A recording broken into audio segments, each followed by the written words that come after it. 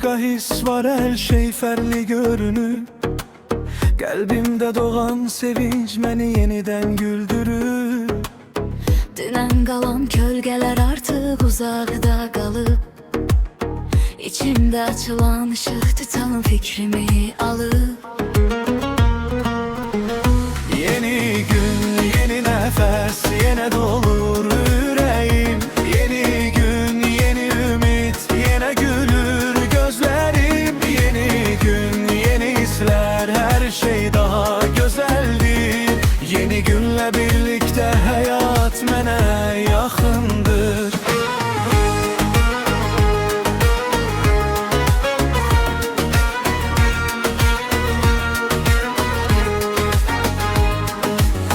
Səmada parlaq rənglər otağıma yayılır.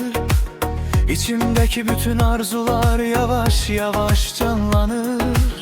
Bugün başka başlangıçtı, bunu ürəyim duyur. Sade bir təbəssümlə insan yenə güclənir. Yeni gün, yeni nəfəs, yenə dolur ürəyim. Yeni gün, yeni ümid, yenə gülür gözlərim. Yeni gün, yeni hisslər, hər şey daha gözəldir. Yeni günlə birlikdə həyat mənə yaxındır.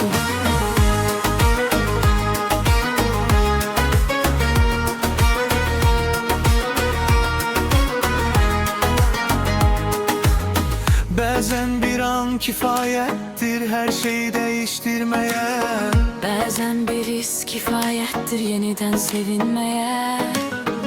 Əlimdə olan bugünə daha fərqli baxıram.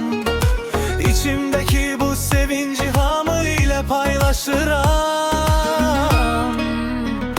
Yeni gün, yeni nəfəs, yenə dolur ürəyim.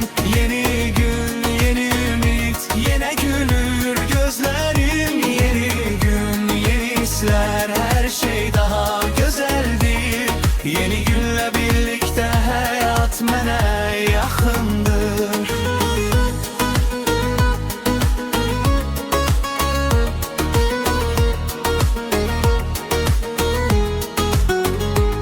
Yeni gün başlayanda ürəyim işıqla dolur. Hər gələn səhər mənə gözəl hisslər gətirir.